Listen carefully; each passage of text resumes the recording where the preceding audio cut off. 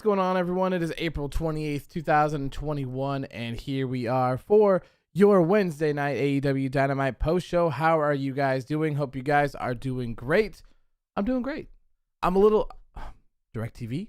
We're gonna have to have a little chat. Okay, gonna have to have a little chat. But other than that, everything is going good. Feeling a little bit better. My voice sounds a little bit better actually now that I hear myself. So yeah, everything's going good. Let me know what you guys thought about tonight's show down in the chat.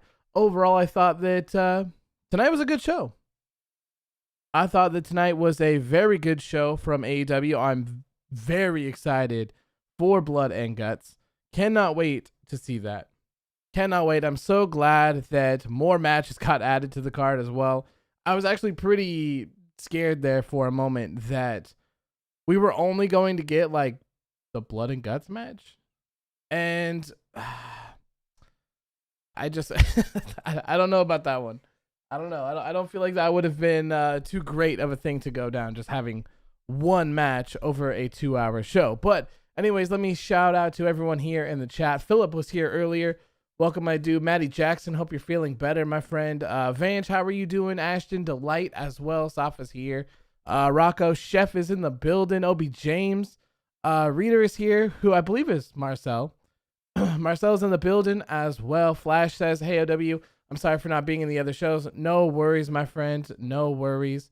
We're just getting back into everything being normal once again. Rocco, how are you doing, my friend? Hoodie, how are you doing as well? James, how are you doing, my friend?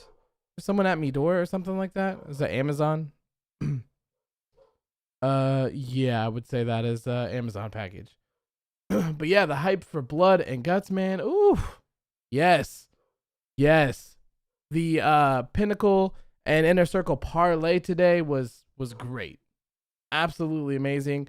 Every single person killed it on the mic tonight. Very excited for that. And I think we're probably all on the same page here. Pinnacle has to win. Right? It's got to be Pinnacle. Pinnacle has to be the team to come out on top. Flesh says, by the way, how are you feeling? Better. Definitely getting there. You can still hear it a little bit. I still have a little cough. I'm still feeling a little congested today, but not as bad as before. But getting there. Maybe just a couple more days. Maybe, God, hopefully even maybe just tomorrow. Yeah, hopefully by then all will be good. Marcel says, you didn't post the Miro murder. Yeah, because, okay. So here's the thing about Dynamite tonight. I couldn't watch it on DirecTV. I had to watch it on a stream, and it was shit. It looked like a 240p video. It looked terrible, and I can't take screenshots of that and post it. So all of the screenshots that I got today, I just randomly found off of Twitter. I'm not sure why DirecTV is not working for me, but it's very annoying, and I'm gonna have to try to figure something else out, I guess, because everything else works on DirecTV. And so, okay, so I have Comcast or Xfinity, whatever, at home, but I live on the West Coast, so I don't get to watch it at the same time everyone else does. Like, if I want to start watching it, Dynamite would start at 8. So, like, it wouldn't even be on for me yet. So, I need to get an East Coast feed. Luckily, my grandma has DirecTV. But the problem with DirecTV, or more so with cable networks, is that they pretty much only let you watch if you're connected to the same Wi-Fi network that your box is. Obviously, I don't live with my grandma, so my options are limited. USA Network is not one that I can watch. So for me, I always have to watch Raw and NXT on a stream. Luckily, TNT is one that you can watch from outside of the house. Except tonight it just wouldn't work. Every single other thing loaded right up, but TNT Network would not work. So I'm not sure. I'm going to have to try to figure it out going forward.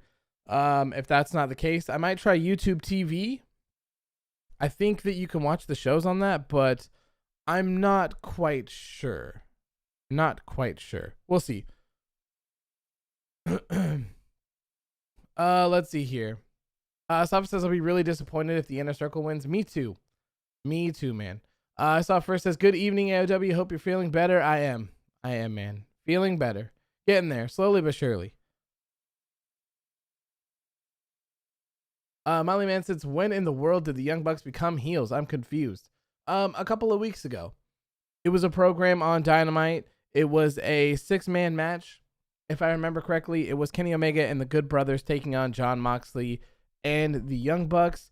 And the Bucks turned on Jon Moxley, and that's when all of it happened. Vance says, so basically you didn't watch the show, but the show was great. Hasn't this happened before? No, I did watch the show. I did. I just watched it on a stream. But like I said, the stream that I watched was shit. It was really bad quality. It was not good at all. It certainly was not good enough for me to take screenshots of it and post it. There was no way that it wouldn't be worth it. It was so bad. So I did watch the show, just not in high quality like I typically do, which is a shame. A shame. Richard says, I wonder who Darby Allin is going to drop the TNT title to. Miro, perhaps? Spot on, my dude. Spot on. That's who I think is going to dethrone Darby Allin. Miro, for sure. Vance says, please tell me there is no political show ready to kill the ratings for Blood and Guts. I'm not sure. Not quite sure. But I guess, I don't know. We'll see. I don't really follow political things. I didn't know that there was a Joe Biden speech today until until I posted the NXT ratings, I believe. So I don't know. I would definitely expect to see AEW's ratings possibly below 1 million this week.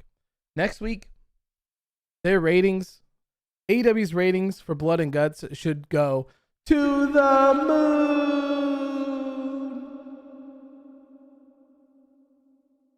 Oh God. Okay. Marcel says Biden's speech today is gonna hurt the Dynamite number, but the ratings next week should be insane. Yeah, they should be. It's a free pay-per-view, essentially. Blood and Guts. Blood and Guts finally happening. If I remember correctly as well, they sold 2,500 tickets for Blood and Guts as well. Daily's Place will be running at a 50% capacity, I believe, for that. So that's going to be a good one too. And if people are tuning in to watch Blood and Guts because it's a crazy thing and they hear a crowd, that could be great as well. Leroy says Blood and Guts is going to be, wait for it, such good shit. Yes, it is, my friend. Rocco says, I think it wasn't a bad decision to have Hangman lose because it's not like he was number one contender. He was ranked number one and it had to be an upset feel, which was good. I mean, okay. That's what the whole entire thing for the wins and losses for, right? Like, of course, at some point, he's going to take a loss. He's clearly not going to be going head to head with Kenny Omega right now. So I don't see any problem with Hangman losing to Brian Cage tonight. Especially if they actually use Brian Cage. You know, I think most of us are kind of probably on the same page where we've been kind of let down by Team Taz in a way. I don't really feel like they've delivered to the potential that they should have. But you know, maybe this is a nice little change. Maybe this will be a good direction for Brian Cage to go in. Big win over Hangman Adam Page, who was on a 12-match winning streak. So now I believe his record is 12-1 for 2021. And this one loss isn't going to hurt Hangman at all whatsoever. He'll be fine. He's still probably number one ranked on the rankings, the championships. So I think it's all good. Basili says, sorry, I'm late. Everyone just coming home from work. No worries, my friend. Hope you had a good day at work. We're just kind of hanging out here before we get into it.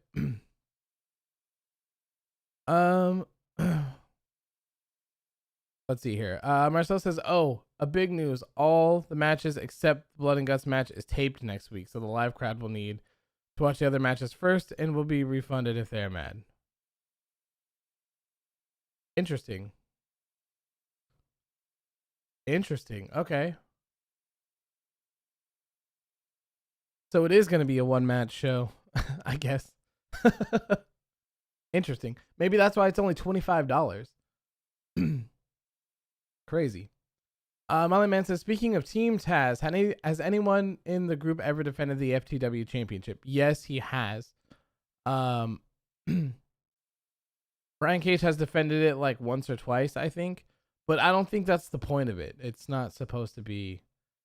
I mean, I'm not one to talk really about the FTW Championship because I was never big in ECW back in the day, so I'm not quite sure how all that Taz stuff went down.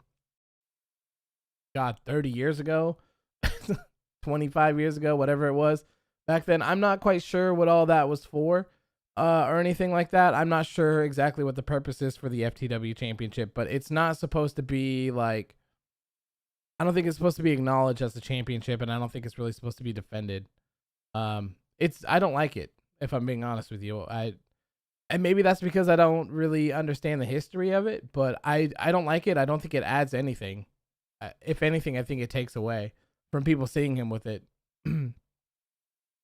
Marcel says Cage has been defending it on Dark. Oh, okay. I guess I stand corrected then. Interesting. Let's go to cage match then. Let's take a look-see here. Rocco says taking one loss doesn't hurt, and it's an upset for a reason. Yes, there you go. There you go. All right, Brian Cage. Let's see what's going on here. Brian Cage. Titles. The FTW Championship. He's had it for 301 days, by the way. Okay, so he's defended it 3 times. Yeah, 3 times. So on AEW Dark, number 42, this would be in July 2nd of 2020. He defended it against Brian Pillman Jr. On October 7th of 2020, he defended it against Will Hobbs. And on March 11th of this year, he defended it against Brandon Cutler. Yep, that's it. Those are the 3. Basilius says, I think, hear me out. So Jay White has 3 or 4 championships, right? Kenny Omega has 4 championships. Bullet Club versus Elite. Bullet Club is coming soon. I would love to see that. I hope it happens. I hope it does. Vance says Andrade's next opponent is the man who has infinite respect for everyone. The one, the only Alberto Del Rio. I thought he was in jail. Yeah, man, I feel like the last time I heard about him, he was, but I don't know. I don't know. That's crazy. Philip says, was Christian on the show tonight? Yes, he was in a backstage segment with Taz. He did not wrestle on the show tonight, though. James says, what if AEW gets renamed to Dynamite Wrestling, kind of like TNA was renamed to Impact Wrestling? Would that not work for you? I mean, I don't think that would be best for business to change your business name for no reason. AEW is fine. I think that I don't think there's anything wrong with AEW. So I'm good. I'm good. Maddie says, I think Page taking a loss in this manner hurts. If they built up to it and Cage beat other top 5 guys and this happened on a big show like Blood and Guts, then it wouldn't hurt. I disagree. I don't think this hurts him whatsoever because it's just, these are exhibition matches at the end of the day, right? And I don't think someone who's 12-1 is going to be affected. Well, 12-0 before this, 12-1 now. I don't think this is going to hurt Hangman Adam Page at all whatsoever. And I think this is maybe one of the important things that AEW does is showing people's wins and loss records on their card. So you kind of get a feel for it. Like, okay, this is a big deal that Brian Cage beat Hangman Adam Page. But I mean, like, what's the worst that's going to happen to Hangman Adam Page? Like, I don't see him going in a downward spiral just because he lost one match. Everyone is really behind Hangman Adam Page, and I think most people in the world know what's coming for Hangman Adam Page. I feel like literally every single person that watches AEW, if you say, hey, come here, my friend, who is the next AEW world champion? Who's it going to be? I feel like 99% 99% of people will say it's going to be Hangman Adam Page. And they'll probably even say he's going to kick out of the one-winged angel. That's my guess. I'm sticking with it. I feel like that's going to happen. It's got to. And I think that Miro is going to be the next TNT champion. I think the story fits for Miro as well. We'll talk about that. For sure. Oh, there was something that I wanted to talk about. And I remember what it is now. I'm glad that I remembered. So, this whole deal with the NHL. Okay? Everyone freaked out when NXT announced that they were moving to Tuesday nights. But everyone said, this has nothing to do with AEW. Nothing. We're not worried. Not at all. Not even in the slightest little bit. So they moved to Tuesdays because the NFL was going to be airing on the USA Network on Wednesdays. And the NHL has better ratings than NXT. So unfortunately, NXT gets pushed to the side. So now, yesterday, we find out that the NHL signed a deal with Turner, not USA.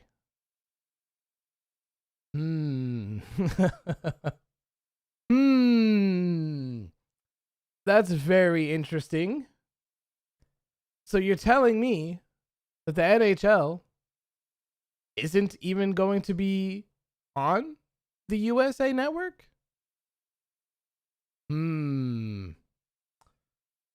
So was all of that just a crock of shit? I don't know. It's kind of interesting. It's kind of funny when you have NXT out here saying that there's no war, there's nothing going on. Don't worry. We're not leaving because we lost. We're leaving because the NHL is here. And we're not competing with Dynamite. We're not competing with AEW. We're competing with Instagram. We're competing with YouTube. We're competing with the news. We're competing with anything that's on because people are so stupid that they can't have an attention span for anything. Oh, I feel like this just exposes everyone. And that they're just completely full of shit. I think, if you want my honest opinion, I think the USA was done. They were probably, if you look at everything, if someone could go through and paint an entire picture of all of the things that happened, it's obvious that there was a war, right? If there wasn't, and you can say that WWE had a deal with USA way in advance, that's totally fine. I can understand that, and I can even see that being a possibility. That there was a deal in place to move NXT to USA. Sure, I'm on board with that.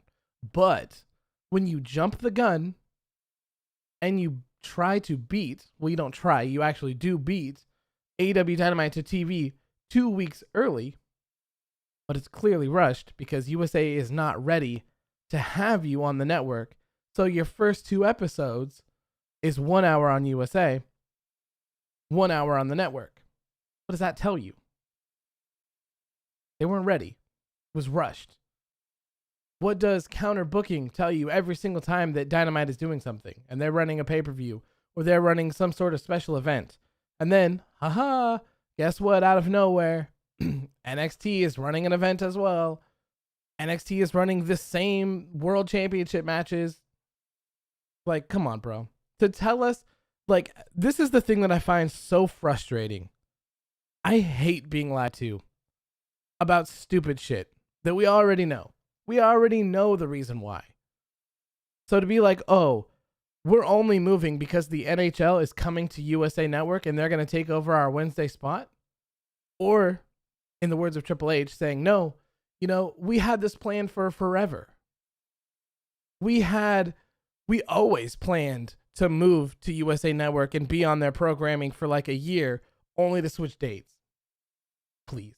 That makes absolutely no sense whatsoever. So it's hilarious to me to find out that the NHL never signed with USA. They never signed a deal with them. They signed a deal with Turner, of all people, who has AEW. That's hilarious to me. That's hilarious. And on top of that, I don't think that Dynamite is moving anywhere. I don't think that Dynamite's moving to Monday. I don't think that it's moving to Tuesdays. I don't think it's moving to Thursdays. And I certainly don't think it's moving to Fridays. I think that it's staying right where it is. I don't know, obviously, but it doesn't make any sort of sense. From what I understand, Dynamite has better demo ratings and better viewership than the NHL does, aside from playoff games, which I hear will do higher, of course. But they could simply just do events later afterwards, like they did. They had that very late episode of Dynamite after an NBA playoff game, and they got like millions of viewers as a lead-in from that. I could see them doing something like that, working out some sort of deal, but Dynamite's not going anywhere. And on the other hand, NXT isn't going anywhere either. They're not going to magically move back to Wednesday nights. There's no way. That was done for a reason. And I think it's completely obvious why they did it. They were losing. They were tired of losing. And I'm assuming it was the network. Was like, look, we're tired of the bullshit. Sure, you guys are stopping these people from hitting an extra 200,000 people on the night, but we are suffering like hell over here. We never found out what the expectations were for NXT being on USA. I don't think anyone ever found that out. On the flip side, we do know that TNT expected a viewership of about 500,000 from Dynamite. So technically, in their current TV deal, as far as I know, if they hit that, anything over 500,000 for Dynamite is a W. So it would be interesting to find out what that number was for NXT on USA and kind of compare and see if they were actually in the same boat. Because part of me thinks no. Part of me thinks it's not. And USA was probably tired of taking the L every single week in the demo. NXT's demo was so low compared to Dynamite's. It just couldn't compete. Them moving when they were on Tuesdays, those couple nights, they did so well. And they've done so much better these past 3 weeks, even with subpar shows as well. So I think it was all network. They were tired of the bullshit. They said, look, we want an extra 200, 300,000 viewers. We want you to not be ranked 97th on the cable platform. We'd rather have you in the top 10, top 20. Bam. There you go. Molly Man says, well, I've always thought that NXT should have always been on a TV network, especially when they have takeovers a few times a month instead of being stuck on a WWE network where people rarely watch it. So for me, I've always wanted the complete opposite, if I'm being honest with you. I want to live in a world where all of WWE's content is on the network, which obviously that's not going to happen anymore because what network? It's Peacock now. But for me, like living on the West Coast, I've always thought that it's so stupid that I can't watch this shit live. Like, why do I have to wait? I'm not waiting 3 hours to watch this TV show. It should be live at all times for everyone. It should air the same time here that it does everywhere else. I've always found that to be very frustrating. So to me, like, I would love to be able to pay, like, God, I don't even care how much it is. Just tell me how much it costs for me to buy the WWE network, and it has Raw on it, it has NXT, and it has SmackDown live on it that I can watch. You can pump in your commercials. I don't really give a shit. Just tell me how much it is. I would pay for that to have a high quality stream. And this way, like, I'm forced to watch a stream of Raw and NXT. I don't have any other way to watch them. And I mean, I'm certainly not like, we don't want a satellite on the roof of our house. Like, no, I don't want that. Plus, we already have Comcast and the internet for for like DirecTV and Dish and stuff. For me, it sucks. So it's not even like a real option because we'd have to pay like pretty much the exact same price that we're paying now for Xfinity just to have the internet. And then I'd have to pay an extra like $100 something a month just to have DirecTV cable. And we'd have two different things. It doesn't make sense. So like, I don't know. It's frustrating for me. I would way rather just have a service that I can pay for that's reasonably priced and I can just watch them all. So I was like, man, this would be so cool if someone could even just back the WWE network. Like maybe they could work out some sort of deal, like advertising deal with USA where people could, they could get in on like the advertisements. They could actually air like commercials or something like that. So that would have been cool. Oh, God. Maddie says, I had no idea it didn't air live on the West Coast. That sucks. Yeah, it sucks. It's so dumb. Like, imagine if the Super Bowl wasn't live and you had to watch it 3 hours later on the West Coast. It's so stupid. It's always been like that. Always been like that. I remember when I was a kid, like having to stay up till 8 or 9 o'clock at night. Or yeah, 8.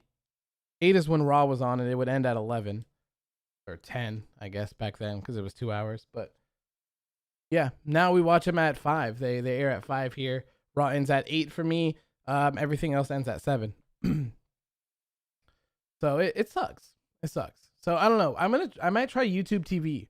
I think there's a few people that use YouTube TV to watch Dynamite, so I might give that a try. We'll see. I think they have a free trial too, which is amazing. Let's see here. Rocco says supposedly Tony Khan is going to try to renegotiate a deal to get more money since the ratings are amazing. I certainly would. I mean, if over 1 million is their new, I guess. If they're going to be over that, that's double the expectation. I would for sure. And they already like extended their original deal as well. So they should be in a very, very good position, especially with their new show coming out. That he says sometime this year that's coming out on TNT. It's a 1-hour TV show. That would be fantastic. So hopefully the ratings for that one are good because I've said this multiple times and I'm assuming this will be different since it will actually be on network TV, but Dark Elevation and Dark for me, they're not important. I don't really feel a need to watch them. Molly Man says, more importantly than that, imagine if the Super Bowl was taped. That would suck. Punk says Dynamite moving to Fridays. Wow, which means we see Dynamite versus SmackDown. Dynamite is not moving, my friend. Dynamite is not moving. Not going anywhere. Maddie says, I would pay for my worst enemies to not watch Raw. It sucks so much. No one should watch it, not even my worst enemy. Yeah, I think I talked about this yesterday, I think, on the NXT stream. I don't think I'm going to cover Raw this coming Monday. I don't think I'm going to do it. I think I've tapped out. My idea is to do kind of a watch along instead. This will be on YouTube, be on my gaming channel. And I think what we're going to do is play a game. Maybe universe mode. WWE 2K20 universe mode. We'll hang out, chat. I'll watch the show. We'll talk about it as it comes through. And we'll just have a good time for a couple hours, 3-4 hours, something like that. Just play, have some laughs, have a little bit of fun, and see where it goes. See where it goes. Like I said, I wanted to do more gaming for a while, and Monday Night Raw is just it's so bad, man. It's so bad. It's so bad. So I think we might give that a try on Monday, and I think we'll start like completely fresh as well. We will use we'll make the venue, we'll pick the roster. Like I want it to be like a community universe mode. So I kind of want chat to just pick whatever they want. Like you will pick the show, Raw, SmackDown, AEW Underground, whatever the hell it is you want to call it. We'll pick the venue, we'll pick the roster, we'll pick the championships, and then we'll just book the shows and we'll just kind of watch them and have a good time and watch all the glitches and all the terrible shit that happens.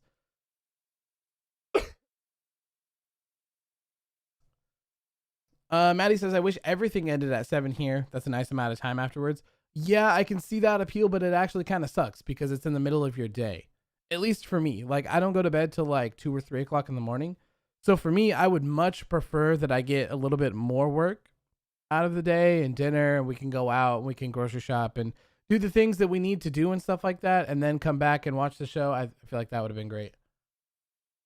Safa says Cameron Grimes need to be the GM of AEW Underground. See, these are important things that we'll probably do on Monday. I think it'll be fun. Vanch says, oh yeah, speaking of Raw, Omos and AJ Styles are busy partying in Nigeria. Yeah, of course they didn't they didn't mention. So from what I understand, Sean Ross Sapp says one of them is not cleared to compete. He doesn't know which one, or at least he didn't say which one, and didn't say why. So I don't know. That's all I know. One of them is not cleared to compete. And it's kind of odd that the first time we see them, I mean, I haven't even watched the video, so I don't know anything about it. But the first time we see them is on the bump. Like, you can just have them film a video of them like partying in Nigeria on Raw and just be like, we're not coming back yet. Come on now. Bob says, just here to check on how you're doing. I'm doing much better. Much better. Still a little congested. Voice is a little altered because of that, obviously. But doing better. Doing good. Hoodie says, I like the watch along. I want to see that, and you should do some gaming. Yeah, I want to. That's the plan. At this point, I'm kind of waiting until my voice clears up so that I don't sound like a goof all the time. Ashley says, who here actually watches the bump? I certainly do not. I don't know. Maddie Jackson says, Cameron Grimes to book AEW Underground to the moon. Yes. James says, I hope that your body will be able to fight off those congestion germs and your immune system RKOs them out of nowhere. Thank you, man. Me too. What is my favorite pizza place? There's this place by my house. I think it's called Geppetto's. Really good. They have really good pizza there. They have deep dish pizza. The first time we experienced deep dish pizza was in Chicago when we went for All Out. Went to that place called Lou Minaldi's. It's amazing. One of the most amazing things in the world.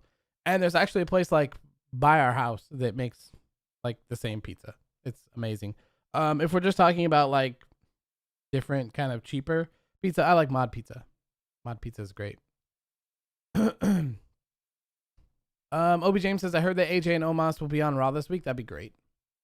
That would be great. Maddie says, this episode also didn't have Hikaru Shida on it, but Darby Allin defending his title for the 3rd week in a row in the main event, and the last 2 had little to no build. It's because they're open challenges, man. They're open challenges. That's why there's no build. And they're in the main event because it's a championship match. Delight says, hell yeah, Mod fucks. It does. Mod Pizza is so good. I used to like, what's the other? Pyology. We had a Pyology here first and went there a couple times, and I'm like, man, this is the shit. This is the best thing I've ever had. And then Mod Pizza opened like 6 months later. I went to Mod Pizza, and I refuse to even go to Pyology now. That's just trash. It's not good. Mod Pizza is so good. So good. I love it. But yeah, no Hikaru Shida. Yeah, I'm not surprised that their booking of Hikaru Shida remains to be garbage. Hopefully, Britt Baker beats her, and then we can move on to something much better. Bob says the bump happens at 7 a.m. my time, so I don't watch. Oh, God, yeah. Hell no, I'm still sleeping. I am still sleeping. All right, let's get into this show because it's been 40 minutes, and I still only want to do these for like an hour. until I feel better, because my voice is. I need my voice to come back more than anything. Like, God. Ashley says AEW's women's division is slowly improving. I mean, it's better than SmackDown's. It's better than WWE's women's division at the moment. I would probably exclude NXT from that still. But yeah, better than Raw and SmackDown, that's for sure. And I haven't posted this, but I think it was Marcel that sent it to me, and then someone else sent it to me as well. Last week's Dynamite, the match between Hikaru Shida and Tai Conti, it was longer than all months worth of SmackDown women's matches. All month. 4 weeks combined. It was longer. Like, come on.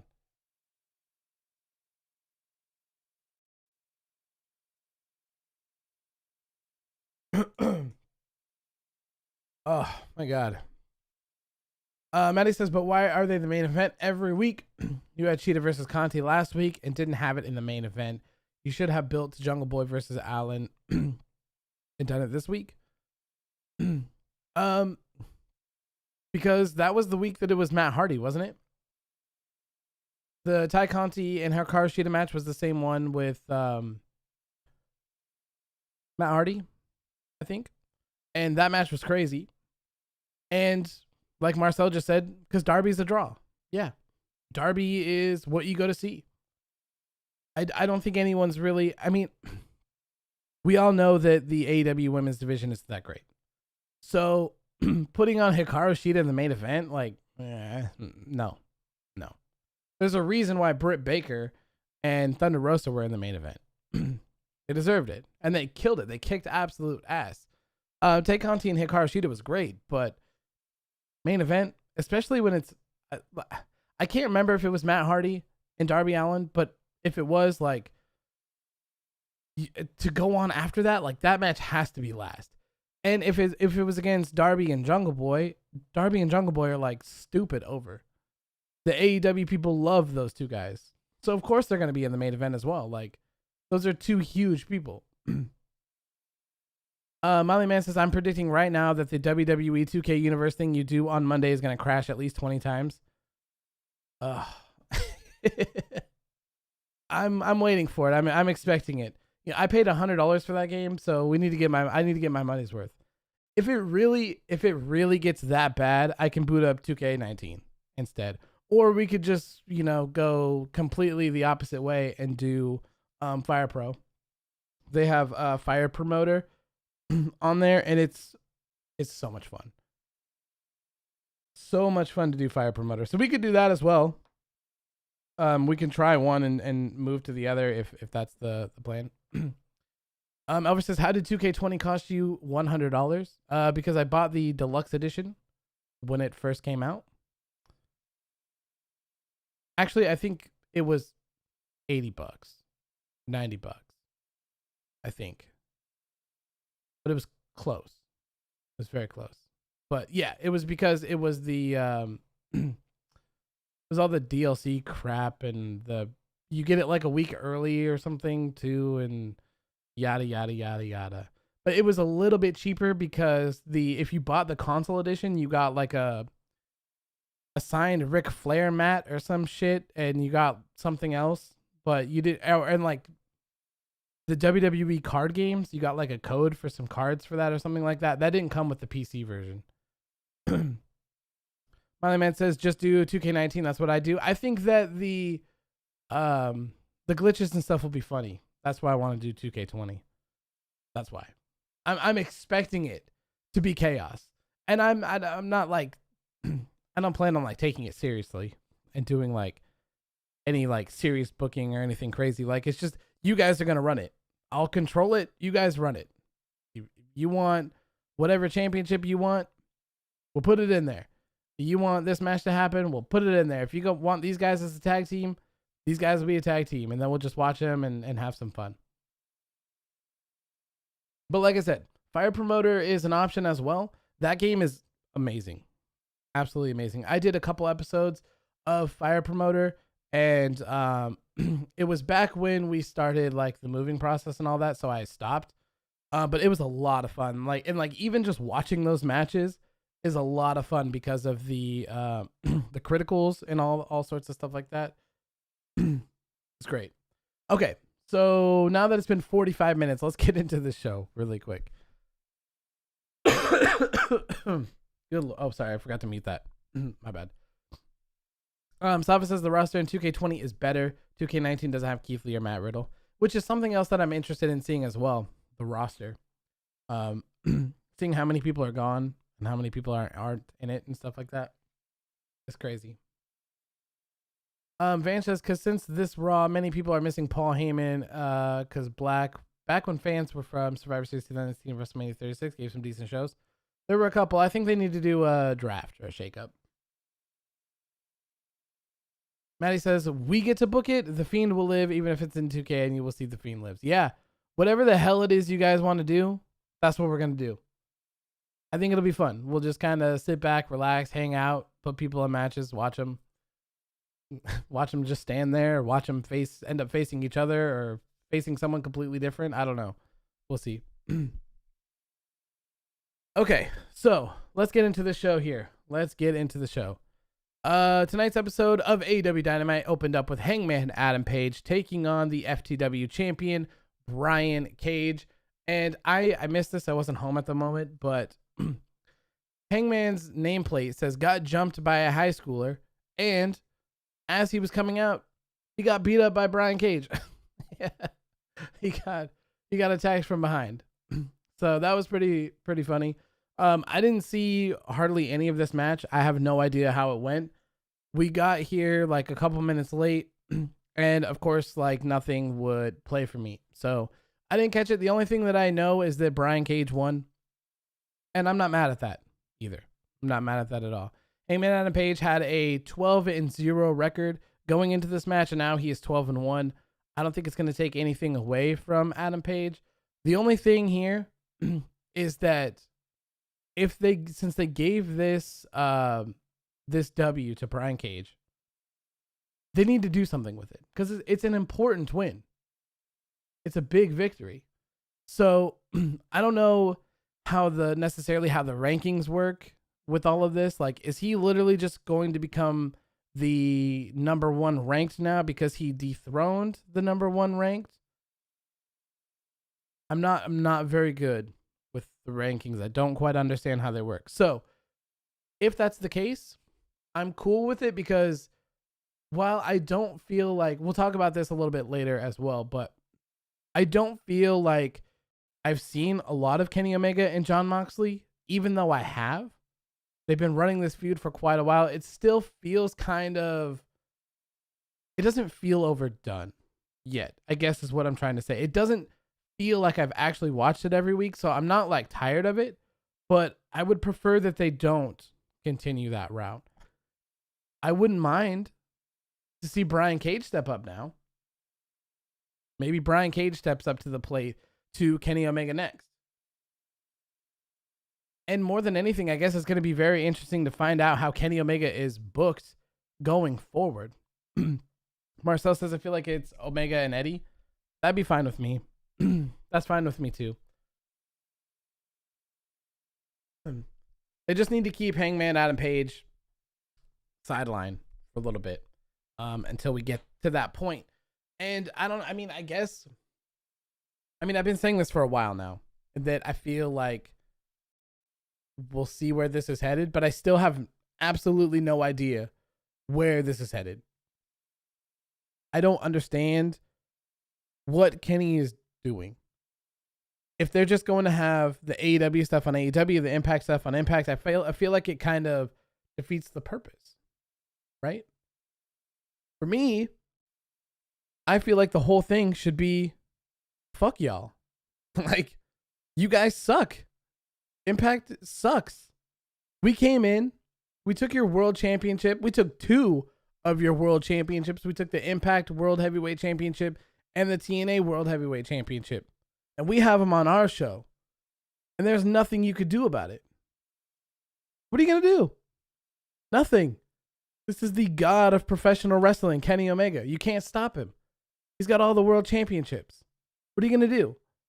Like, that's how I feel like all of this should be booked. So, like, just to see him in a limo with no championships, and they say that they had to have a chase car to carry the championships. You don't see the championships whatsoever. I don't think they even mentioned the pay-per-view on Sunday. I don't think they mentioned the Impact World Championship. I don't think they mentioned the TNA World Championship either. Nothing. There was no mention of any of it. So I'm just kind of confused. And I don't want to have to tune in to Impact every single week. I don't. I don't want to watch wrestling every single day of the week. Travis says this crossover is just meh to me. Omega took 2 championships, and they rarely even talk about it or make it seem as important. Maddie says they did mention that Omega was the Impact World Champion. Okay. Joshua says it was taped before the pay-per-view.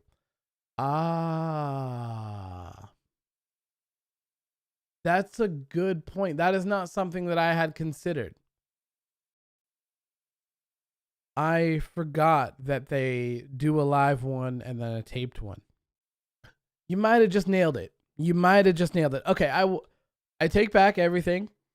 I reserve my judgment until their next live episode. I reserve my judgment for that. I completely forgot that they do that. So, okay. So, yeah. I'm still confused. But I will reserve my judgment for next week. Blood and Guts. We'll see. I guess that makes sense why they said that the championships were in a chase car instead if they didn't have them. That makes all the sense in the world. Sava says this crossover seems like a way to get the Good Brothers to AEW. It does, doesn't it? It really does. But, you know, I think that Impact is certainly benefiting from it. Their shows have been up in the numbers. Brian Alvarez says that they did a very high buy rate. I haven't looked to see if those numbers were released yet or not, or what they were. But I heard that their pay-per-view did very well as well. And I would assume that their show tomorrow will do pretty well. I'll probably, I won't cover it. I probably won't be watching it, but I'll be paying attention. I'll see how many people are watching on Twitch, and I'll kind of see what's going on. Van says, so is every Dynamite taped? No. So, okay. So what Dynamite does, what they do is they have a live show, and then someone can correct me on, I think it's the next day, they will record the next week's show. And then after that airs, they'll have their live show on Wednesday, and then they'll tape the next week's. So you get a live, a recorded, a live, a recorded, a live, a recorded, just like that.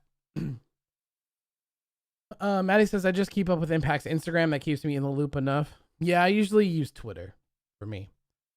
Oddly enough, like my account is larger on Instagram, but I use Twitter more. It's kind of weird how that works. I don't actually use Instagram a lot. Just by having a bunch of large pages on it. I use Twitter. So weird. And I hate Facebook. I hate it completely. Trevin says, I would still like to see more AEW stars on Impact and more Impact stars on AEW. Me too. For sure. Me too. Van says pay-per-view did around 1 million. That's a lot of pay-per-view buys. What do they usually get? Do you know what they usually get? What's that compared to? I feel like that's a lot. Dude, that's a lot of pay-per-view buys at $40 a pop. Are you sure that number's real? That's $40 million. Miley Man says today is Drew Gulak's birthday. Let's get some moves in here for Drew Gulak. How fast can I do it?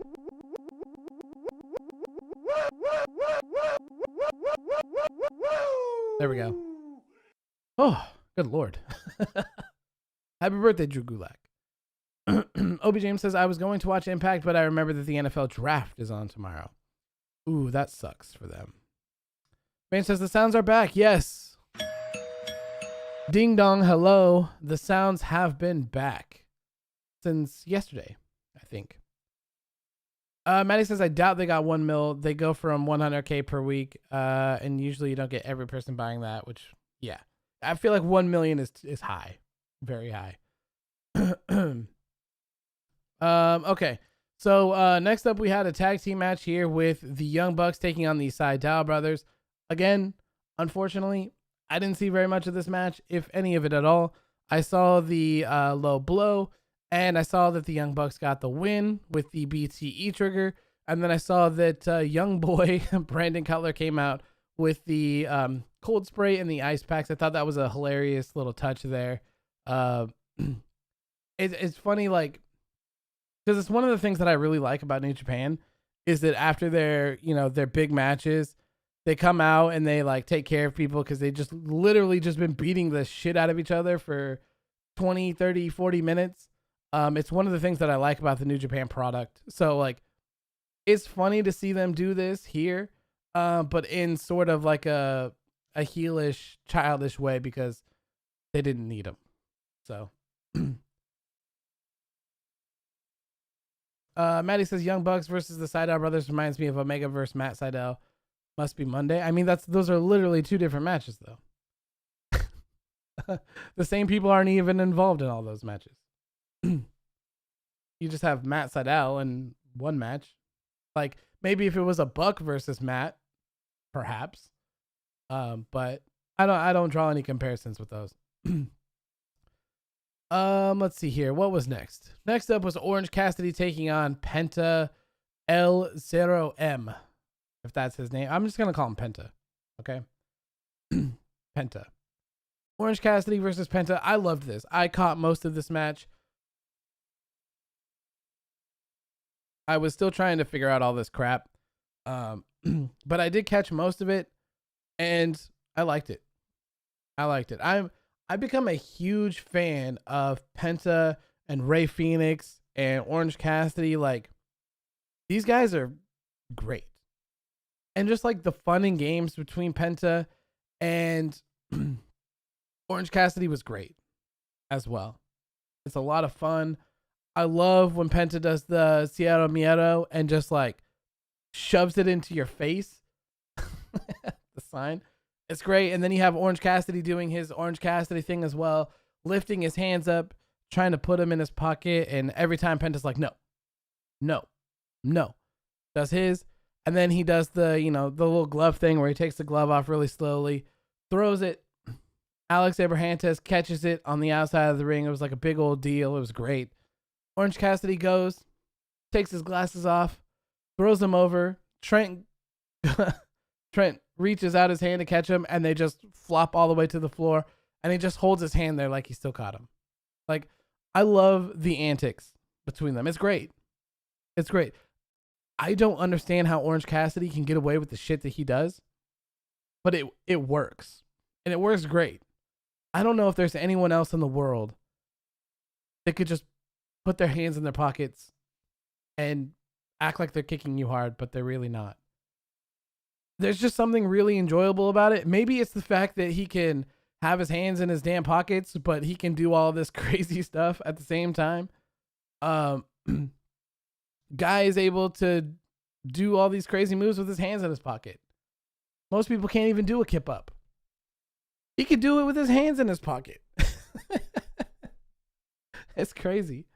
Shelby says, so is Penta a face or question mark? I didn't see what tunnel he came out of, so I don't know. I would assume he's a heel. But AEW's kind of not so cut and dry on their heels and faces. Maddie says, I'm not into Penta with Alex. Would rather have Ray Phoenix out there. It's kind of interesting how they split Penta away from Phoenix and Pac.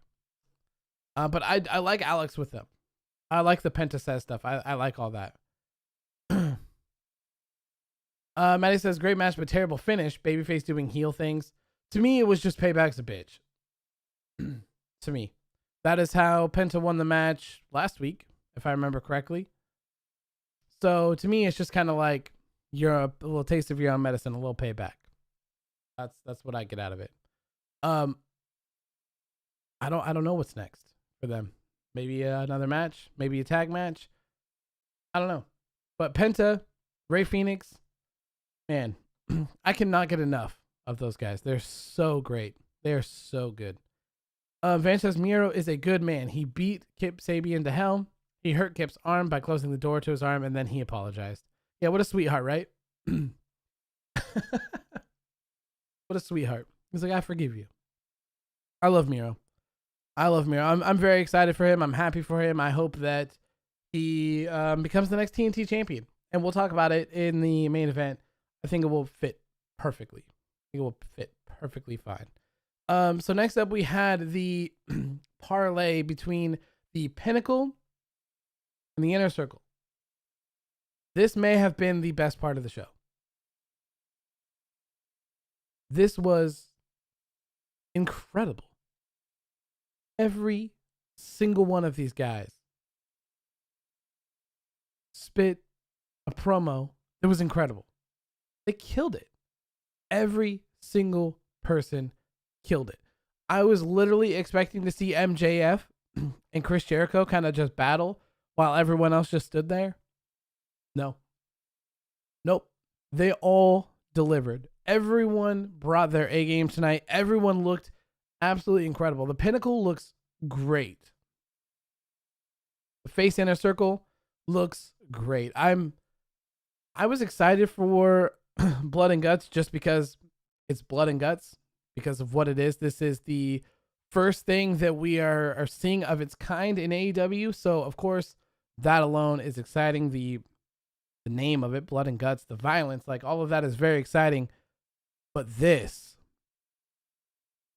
man, this was so good. I am so hyped for next week. I hope everyone else is too, man. I hope that everyone tunes in for Blood and Guts. There's going to be 2,500 people in the audience for it.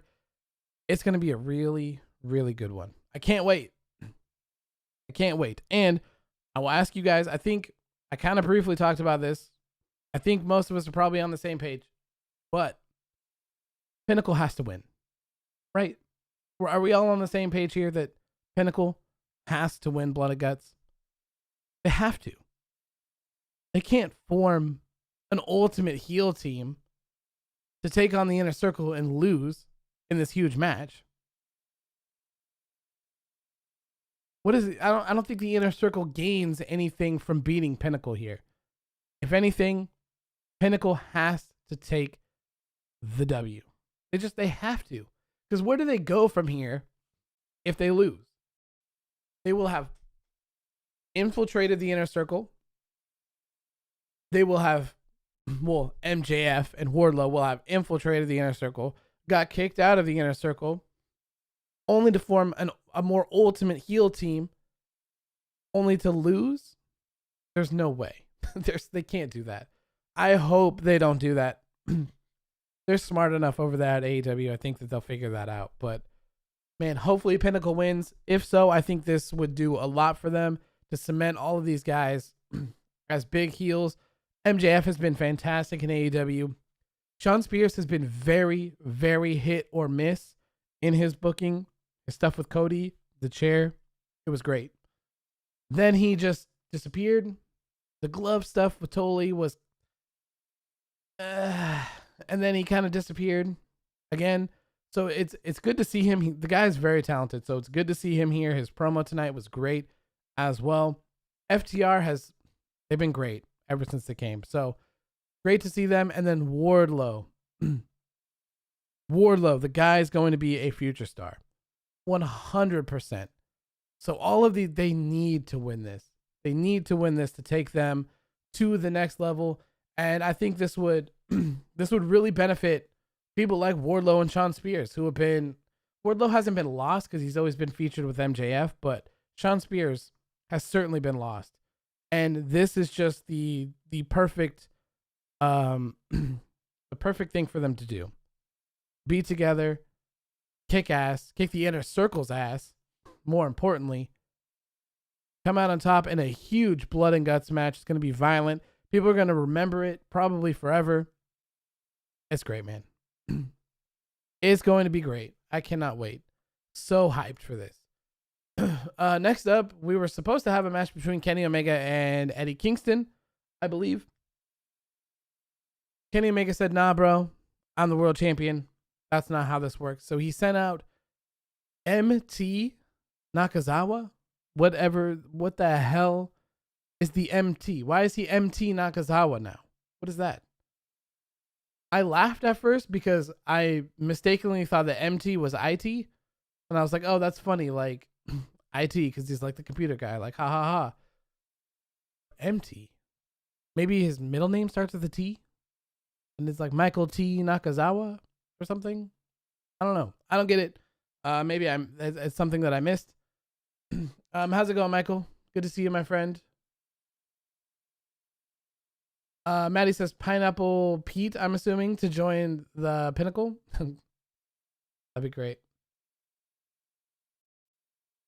Can't believe I forgot about Pineapple Pete. Trevor says, did you hear the crowd for Sammy? It was so nice to hear, like, crowd mixed with the AEW people. Like, oh, man. It's so good. So good. Trevor says, I don't mind the Inner Circle winning, but what does it really do for them? The Pinnacle has to take the dub. Yeah, exactly. Inner Circle's already at the top. Like, they don't. Chris Jericho was the AEW World Champion for the longest time. They were at the forefront of the show. They don't need it. Pinnacle does. So, Kenny was like, nah, bro, I'm not coming out. You have to deal with Nakazawa instead.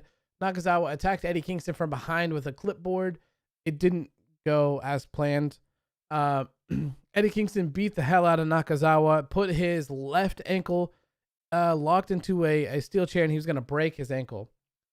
And he said, Kenny came out, and he was pretty much like, Eddie was like, look, you need to get in the ring, or I'm going to break his ankle. And he was like, well, you know, he signed up for the job, so he knows the risks. So, you know, go ahead and break it, I guess. And Jon Moxley ended up coming out as well, attacking Kenny. Oh, my God. I need some water. Oh,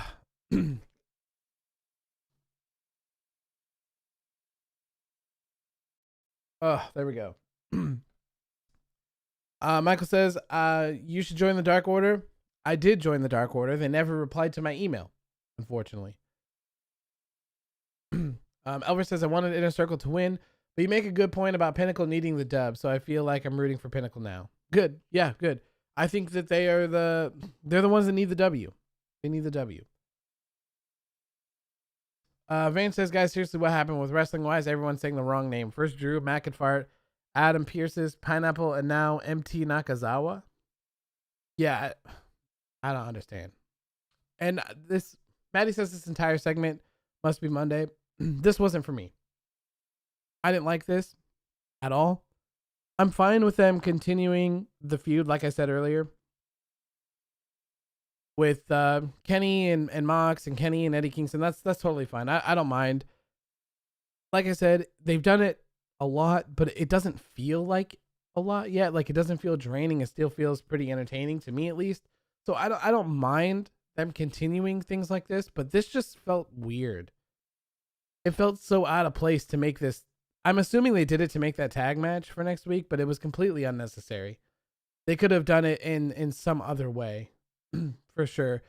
And like, maybe any other week this would have been fine. And I know that we talked about this show that it was probably recorded, but for Kenny Omega just to come off of that big win at Rebellion to do this, it just doesn't flow with me. It doesn't work. It doesn't work at all. No championships, no nothing. Like, if anything, they should have just had him in that back limo thing, celebrating or something like that, and that should have been it, if you ask me. Maybe Nakazawa could have been left here alone, and they could have beat him up, and then Kenny could have found out about it, and that's maybe when we could have seen them in the limo and stuff like that, and he could have been like, look, you crossed the line, you beat up my best friend, Michael Nakazawa. He's, you know, a great personal friend of mine. He's my assistant, yada, yada, yada. They could have made the tag match that way. That would have been fine. This just, it was so weird. I don't know. I don't get this whole title collector booking situation. It doesn't make any sense. Doesn't make any sense to me. Next up was Kris Statlander taking on Penelope Ford. This was it was a pretty good match. Happy to see Kris Statlander back. I was really expecting to see Miro be a part of this. Kip Sabian's been missing ever since they lost the Arcade Anarchy match, and Miro's been trying to get a hold of him, trying to chat with him, and he's been skipping out on him. Doesn't want to show himself. So this is the first time we've seen Kip Sabian since then, and I was expecting to see Miro come out here, but he did not. So Kris Statlander gets the win. That is a wrap for that. You missed all this match, unfortunately. I missed a lot of the stuff tonight because I was trying to fix the stupid DirecTV stuff. I never got it fixed because I wanted to post my own screenshots.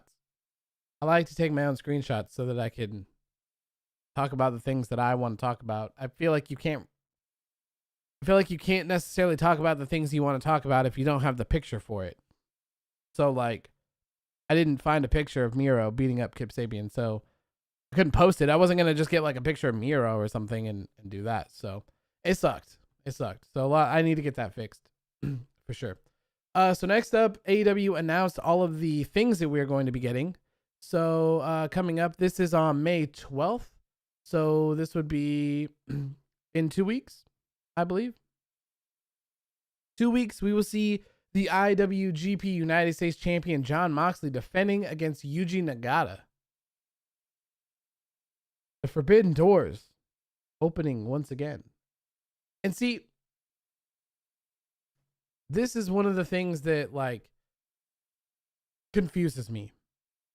We all know that Jon Moxley is the IWGP United States Champion. Why doesn't he carry it around with him? I know that it's not their promotion. It's not their championship, but he is that champion. And if he's going to be defending said championship on this show, why not just have it? If you're a casual, which I'm sure there are AEW casuals out there, and maybe you don't necessarily know that Jon Moxley is the IWGP United States Champion. Or maybe you kind of do, but you're confused as to why some random guy named Kenta showed up, beat him up, and then all of a sudden he had a championship for that week. Then the next week, nowhere to be found again. Now all of a sudden Jon Moxley has this championship in his hands once again, and he's defending it against someone who's not on the card, someone who's from New Japan. So I feel like I would love to see Jon Moxley just carry that around. I don't know why they don't do that. This is the IWGP United States Champion, Jon Moxley. Here you go. Bam. And it's a beautiful championship. And I feel like it helps make Jon Moxley feel more important as well. Trevor says, do you think Omega defends any titles he's won on AEW too? I don't know. We'll have to wait and see. I would assume so, but I don't know. Maddie says, I only watch New Japan to see Will Ospreay and only the singles matches that matter. Yeah, I typically only watch New Japan for the big pay-per-views. And even then, sometimes I miss them because I always want to watch the G1 Supercard, and by the time I remember that I want to watch it, it's over. But I don't know. I just thought that was kind of confusing. So a lot of us thought that Blood and Guts was going to be a one and done, just a one match. But they did announce a couple of matches for the show. Next week, we will have Kenny Omega and MT Nakazawa, question mark, taking on Jon Moxley and Eddie Kingston in a tag team match. We will also see Dr. Britt Baker, DMD, in action. We will have a 4-way tag team eliminator match with SCU taking on Jurassic Express, Varsity Blondes, and The Acclaimed is back in business as well. Also, next week, we have Cody Rhodes taking on QT Marshall as well. And, of course, the big Blood and Guts match, Pinnacle versus the Inner Circle. Vance says, so Kenny wins all the titles, and then what? Probably holds them for a little bit, and then drops them to their respective people. That's my guess. Getting rid of them is going to be harder than winning them, in my opinion. The story that I pitched is that you have Kenny winning all these championships, and then he's so gassed, he's so exhausted all the time because he's working he's working Dynamite, he's working Impact, he's working New Japan Strong or something like that. So like he's just so tired. He's defending all these championships, and then he'll just start slipping, you know? And in my what I had said is that Kenny Omega beats Rich Swann to win the Impact Championships. And then Rich Swann has to face the Impact locker room. But more importantly, he has to face a pissed off Moose, who says, look, I wouldn't have lost our championship. This is your problem. So I'm going to beat your ass because you had one job to keep our world championship in our company and you failed to do so. And then when that time comes, I think the match is Moose versus Kenny Omega. And you have Moose defeat Kenny Omega. I think that propels Moose up to superstardom. And Impact is happy because they have their championship back. Now they have a new face of the company. It's Moose. Thank God for Moose, right? That's how I would do it. Evan says, AOW, I get to see Yuji Nagata on Dynamite in 2 weeks. We just talked about that. It's crazy. It is so crazy to see that. It's going to be great. I'm excited. I hope that more comes out of these partnerships because at the moment, they've been very lackluster, in my opinion. Although the Kenta appearance was amazing. I think that's been my favorite part of this entire thing is Kenta showing up. That's been my favorite part. That was an incredible moment. Maddie says Omega beats Ospreay in what would be the greatest match ever. Then Omega loses Dakota Ibushi, Moose, and Hangman Page. Yeah, there you go. Perfect. It's perfect. There you go. You could even have Kenny Omega drop the AEW championship first. He could lose the AEW championship first to Hangman Adam Page if you wanted to. And then you could deal with all of the other stuff. Kenny Omega on other shows. It'd be a great way to usher in a new champion of Hangman Adam Page. And also at the same time kind of write someone off of TV. That's the thing that I like the most. Or I feel like they should do more often in stuff like this, is that when there's a new world champion, whoever lost should go away for a little bit. They should go away for a couple weeks, at least, so that they're off TV. They don't really have anything to do. Like, it was perfect for Jon Moxley. He was gone for a little bit. It was great. So if they have Hangman Adam Page dethrone Kenny Omega first, then they could take Kenny Omega off of AEW TV like almost completely. And he can be on Impact. And he could be on New Japan Strong or New Japan or whatever it is that he needs to do. I think that'd be great. Evan says, I think Omega loses the Impact title to either Chris Bay or Ace Austin. I don't watch, so I don't really know. I don't really know. All I know is that I know that everyone loves Chris Bay and Ace Austin. That's for sure. I know that. Van says, can you imagine how great Kenny versus Kazuchika Okada will be on AEW? Yes, that would rule. That would rule. Leroy says Mortal Kombat is such good shit. Yeah, I need to watch it. I think I need to watch is it Mortal Kombat? Damn, they just no, Godzilla versus King Kong. Or Godzilla versus Kong. I need to watch that because it goes off the streaming platform in 2 days. And I need to watch Mortal Kombat as well. Maddie says Ace Austin should definitely be the backup in case of an injury or one to take the title from Moose. Sure, there you go. Okay, so let's get to our main event match of the night. Darby Allin defending his TNT championship against the Dark Order's Preston Vance. This was great. To me, I mean, I feel like this is obvious, but I'll state this anyways. Darby's existence is just surviving. We've seen that in most of his matches. It's how much damage can he take and still survive at the end of the day. There's been tons of people at this point to take him to his limits.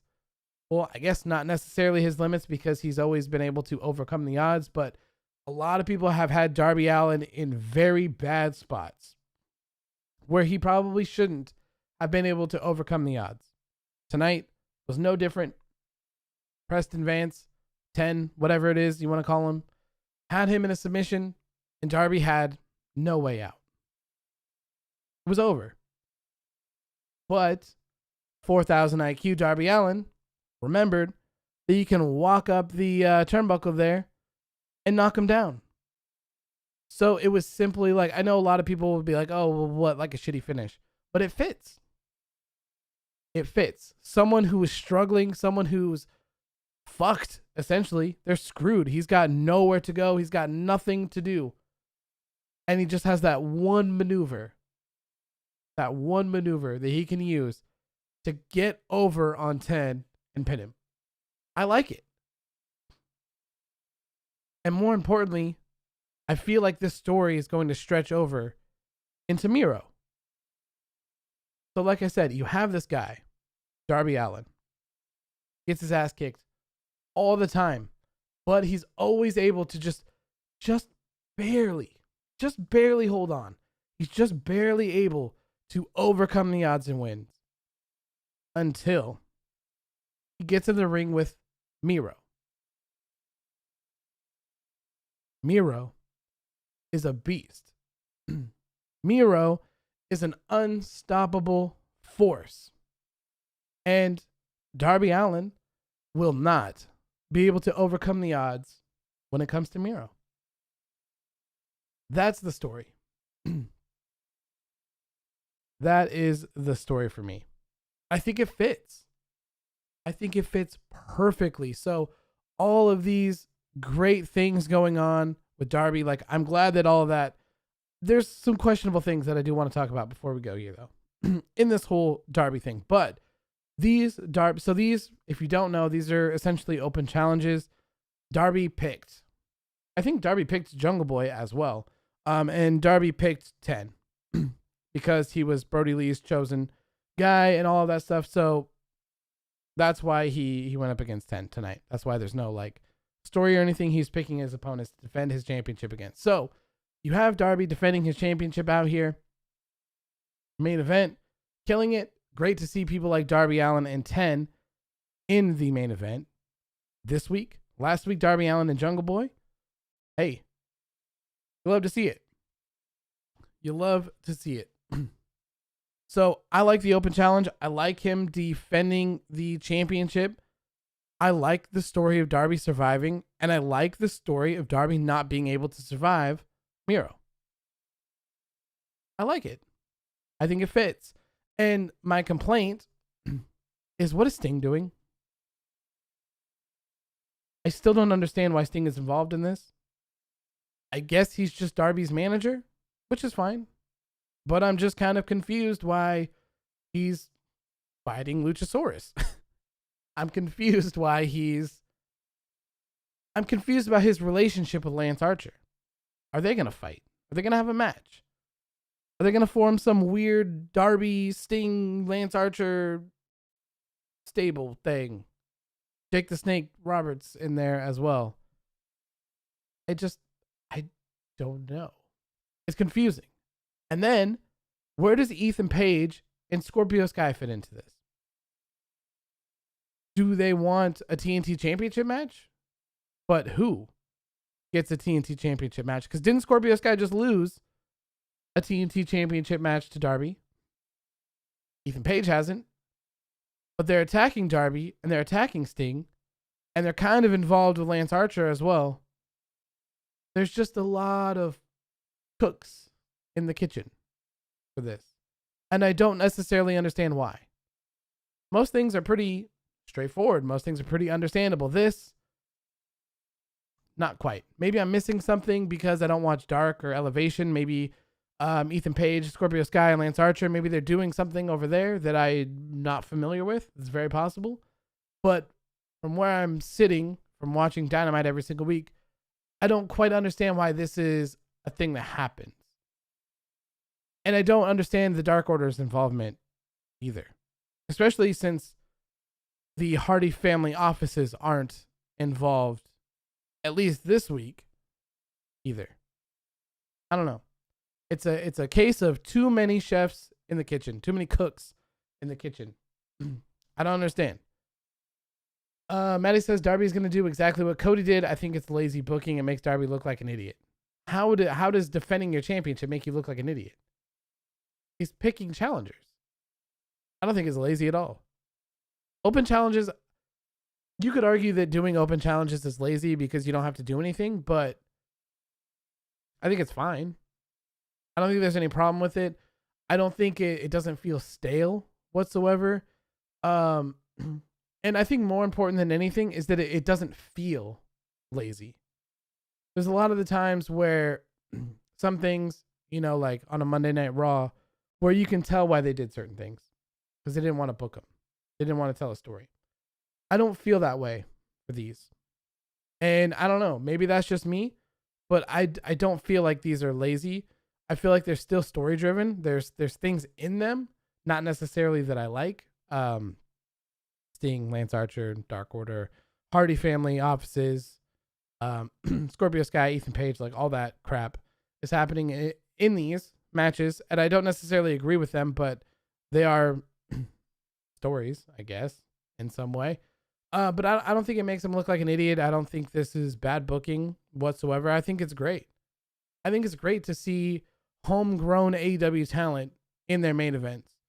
And when Cody had the championship, he was like, this is the workhorse title. This is, it's not a mid-card title. It's not yada, yada, yada. And it feels important. The TNT championship feels almost just as important as the AEW World Championship. People want it. Darby's defending it now, which is so much better than what he was doing previously as well.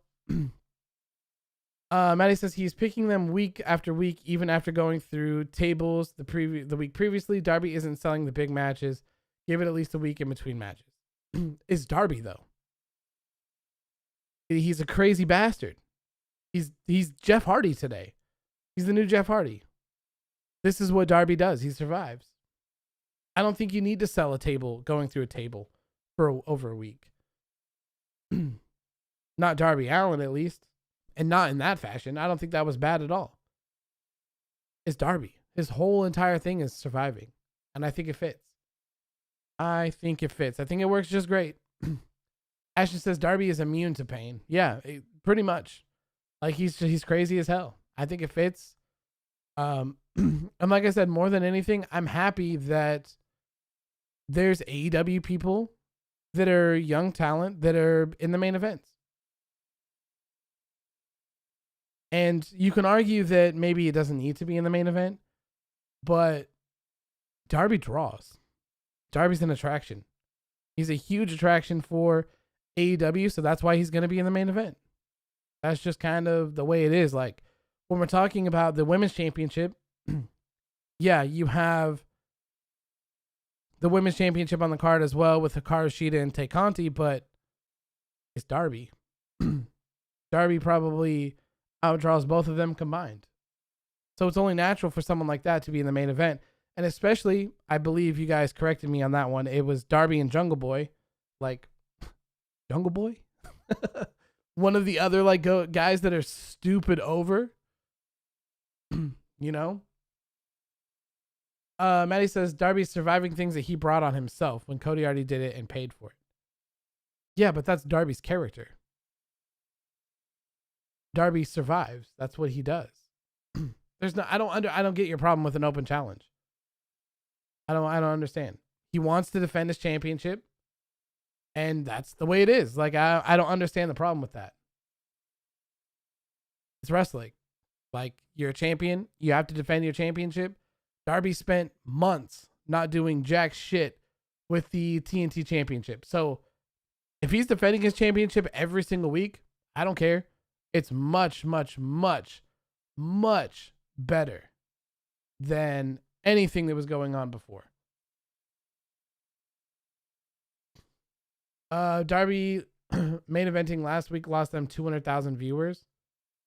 I don't know. I don't look at their quarterly breakdowns. All I know is the overall rating for their show.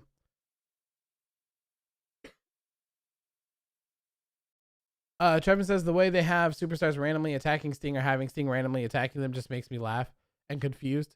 Yeah, like what? Sting attacking Luchasaurus last week was the wildest thing I've ever seen. Like, it was just so, like, it felt so unnecessary. Like, they weren't even really cheating. They didn't even really do anything. So it was so off. I was so confused by it. Leroy says, do you think that Darby Allin could be AEW World Champion in the future? Absolutely. Absolutely, yes. Not anytime soon, but yeah. Once there's been some established champions and things have run their course, 100%. Darby Allin, Jungle Boy included. Wardlow included in that as well. Van says Darby had a dark past. Maybe that's why he's immune to pain. I like Darby. And I like his story and I like his matches that they're just about surviving. I think it's great. I enjoyed it a lot. But I'll have to find I don't even know where to find those quarter reviews at. I only look at Showbuzz. So it only has the hourly breakdowns. So I don't know. Elvis says, I think Jungle Boy is a future TNT champion. 100%. 100%. Maddie says it's because he started after one of his most brutal matches and taking the main event from Shida, who finally got a feud for a title that didn't culminate in a pay-per-view match. It's because no one cares about Shida. Because she's been booked like shit. That's why. Everyone's ready for Shida to drop the title. And I don't think that's because people don't think that Shida's great, because I mean, I myself, Shida is very talented, one of my favorite women in AEW. And I've said, if you can go all the way back, I picked Shida over Rio being the first AEW Women's Champion. I think that her course has taken its toll. I think the terrible booking has affected it a lot. She's had the title for too long with nothing going on. There's nothing. Hikaru Shida and Ted Conti in the main event is nothing. It's jack shit. No one cares. No one cares. And with everything, like, even though the AEW's women division is much better than it was before, it's still probably their least successful segment of their TV shows, if I had to guess. Van says, hey, do you know that there was a Hell in a Cell match supposed to happen in NXT? No. I do not.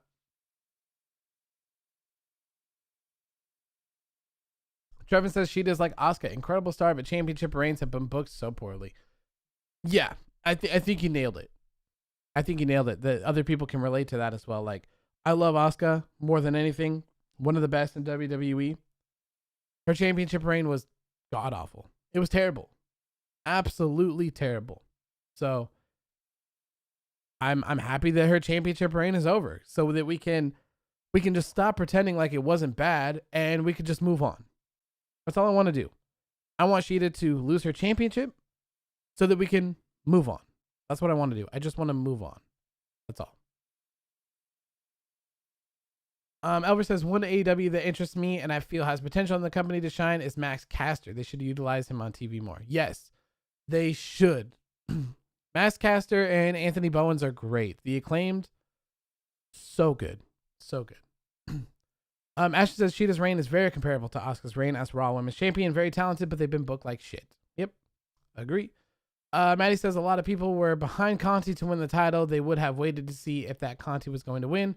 And Darby obviously wasn't losing. I don't think that people actually thought that Conti was losing. I wanted her to lose. But I didn't necessarily feel she was. I'm still sold on the fact that Britt Baker, Thunder Rosa is the next women's champion. And I won't change my mind until I see that happen or something else happens. With Britt Baker being the number one contender, I think it's kind of set in stone, right? The next pay-per-view, Double or Nothing. I think that Britt Baker will dethrone Hikaru Shida. And then, hopefully at that point, we'll be able to start over. You know? We'll have Britt Baker. She's stupid over with everyone. It'll be great. We can start over. We can get the women's division to where it needs to be. Warrior says, to be fair, with Asuka, Rhea doesn't feel all that different. WWE just legit doesn't know what to do with the championship. Yeah, pretty much. It's the WWE women's division right now is just kind of crap. Ash says, the Acclaimed have grown on me. Yeah, me too. A lot. They're great.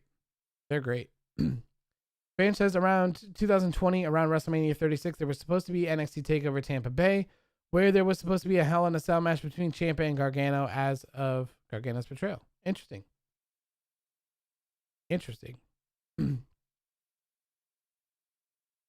Okay. I think that's going to do it for me. That is going to do it for me tonight. I need to rest my voice, man. Elver says, do you think Adam Cole could leave for AEW? Britt Baker has said she would love to work with him in the same company and she'll never leave AEW. Yeah, I could see Adam Cole leaving. I don't think that he's been mistreated by WWE at all. I think that he's been treated great by them. And I think he's had an incredible run in NXT.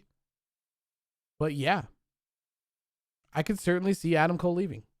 I could see him going to AEW for sure. And man, that would be incredible. That'd be incredible. And I said the same thing about Finn Balor. I don't know when these people's contracts are up.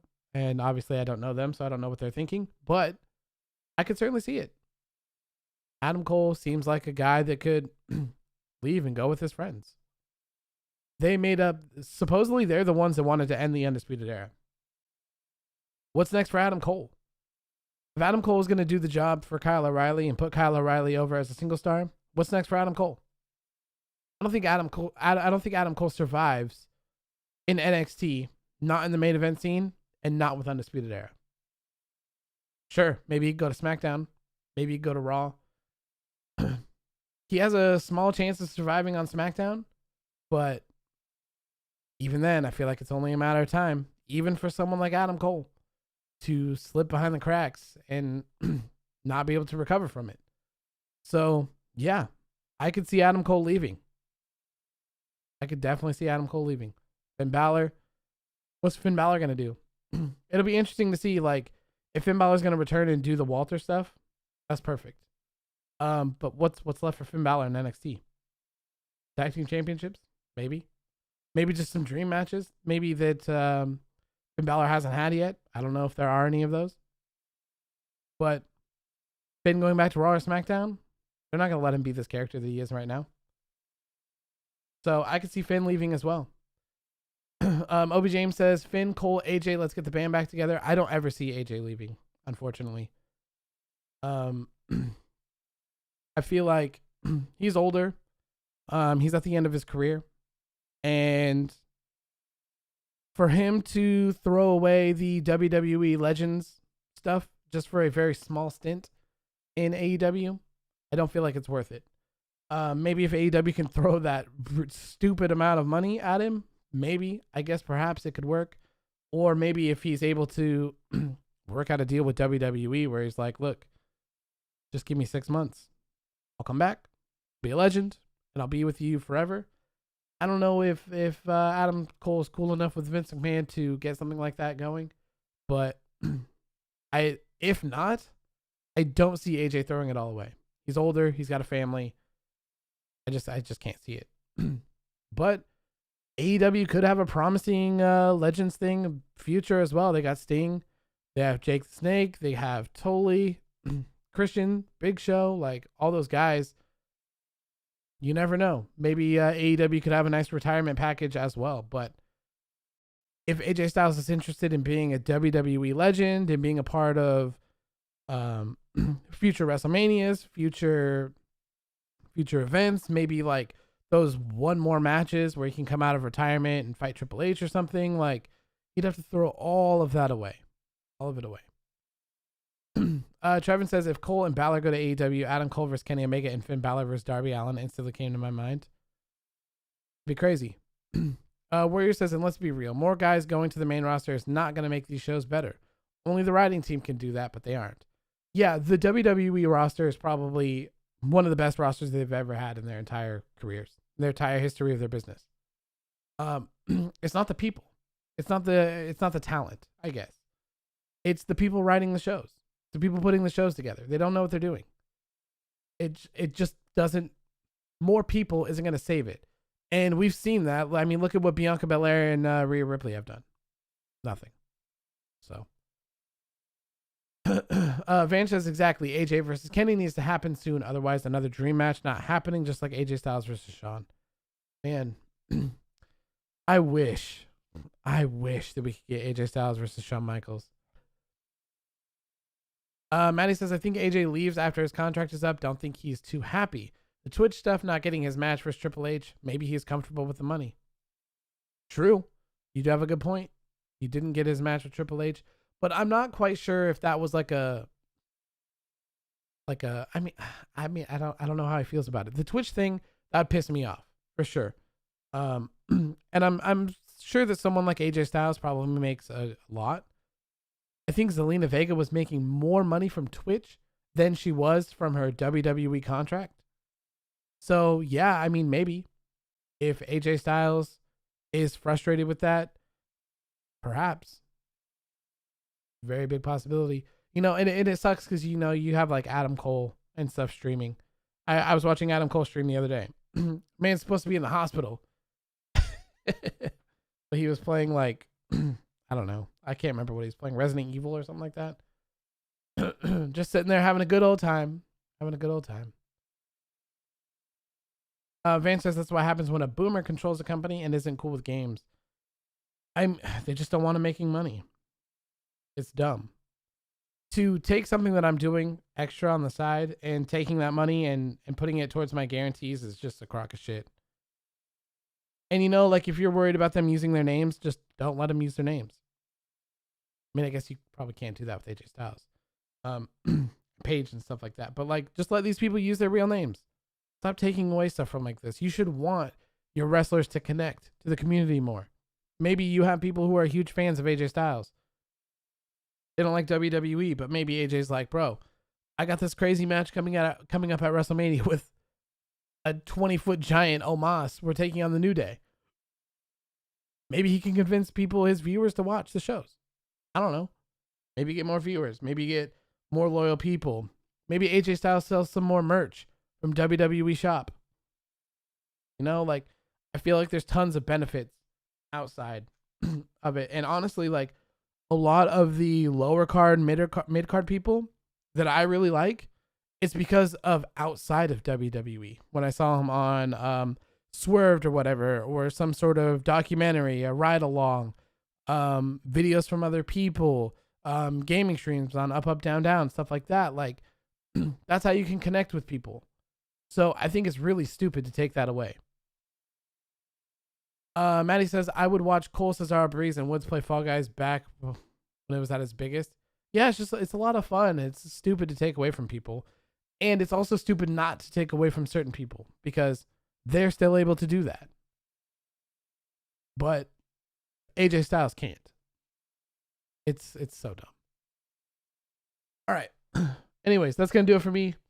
Hour and 43 minutes. Thank you guys so much for tuning in. I greatly appreciate it. It'll be nice to have the night off tomorrow, but I will be paying close attention to Impact tomorrow to see what happens with Kenny Omega and all of this stuff. If anything crazy does happen, I will for sure post it. But yeah, tomorrow's going to be a day off. There will be the AEW ratings tomorrow around 1 p.m. Pacific Standard Time that I will be posting. Expect them to be down. I would expect them to be down for the presidential stuff that was going on. And then maybe a huge boost next week for Blood and Guts. But thank you guys so much for tuning in. I greatly appreciate it so much. And I will see you all here on Friday night for the SmackDown post show. And remember, we're going to get ready for a universe mode, baby. On Monday, 2K20 universe mode, AEW Underground. It is going down.